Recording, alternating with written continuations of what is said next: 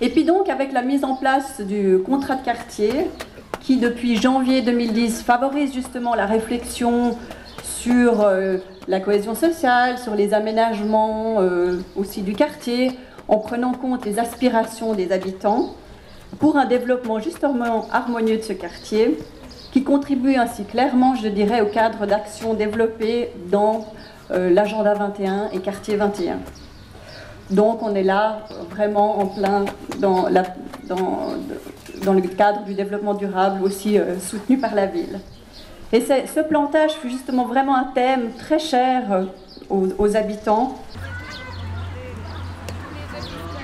Concernant les plantages, la municipalité est particulièrement sensible à leur qualité, tant sur le plan social que sur le plan écologique. Jardiner de concert, échanger des astuces, des coups de main, des savoir-faire, finalement, quelque part, c'est sortir de l'isolement pour un certain nombre de personnes, vivre ensemble au sens le plus convivial du terme. Et à ce titre, l'intervention de l'EPER, l'entraide protestante suisse, illustre très bien finalement que le vert en ville est aussi un excellent facteur d'intégration. En filigrane, on peut aussi parler de dignité et de fierté, car c'est ce qu'on ressent, je suis persuadée, que quand on peut produire soi-même de quoi se nourrir en partie.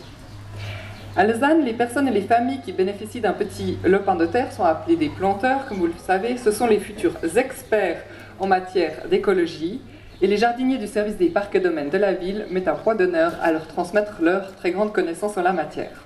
Accueillir l'instant présent, être plus terre à terre, cultiver son jardin secret, découvrir ses racines.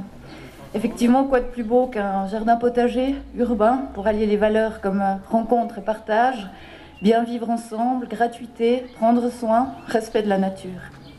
Inaugure ce plantage aujourd'hui dans le cadre de 3 jours de festivités de la caravane interculturelle.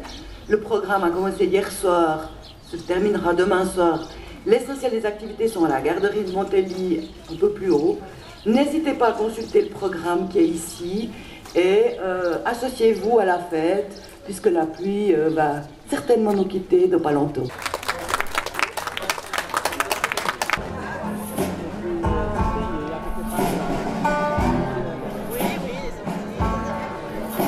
Des professionnels, des artistes, ainsi que des travailleurs sociaux. N'est-ce pas Gonzalo, que j'ai le plaisir d'accueillir maintenant sur le plateau de la Caravane des quartiers. Bonsoir Gonzalo. Bonsoir. Gonzalo, tu es membre donc de l'association Métis Arte. Qu'est-ce que ça signifie en fait de créer ce pont entre le social et l'artistique?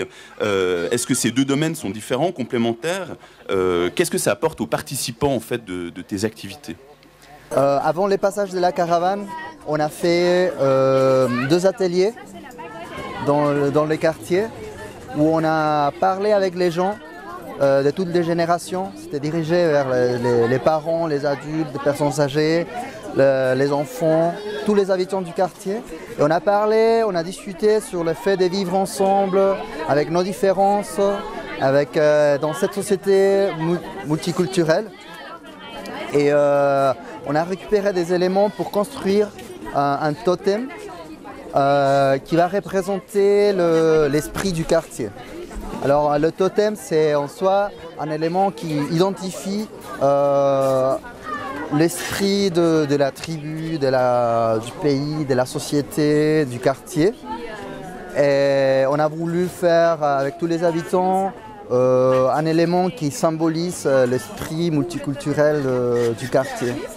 Alors, avec des éléments de récupération, on est en train de construire, de peindre tous ensemble, voilà. Voilà, ta ta ta.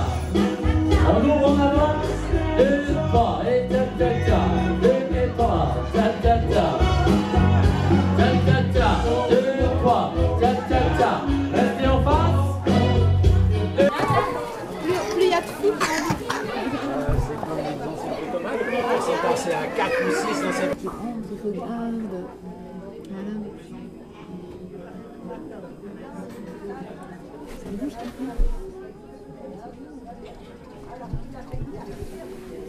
Ça va, vous êtes satisfait? Voilà, très bien. On se réjouit de voir le résultat.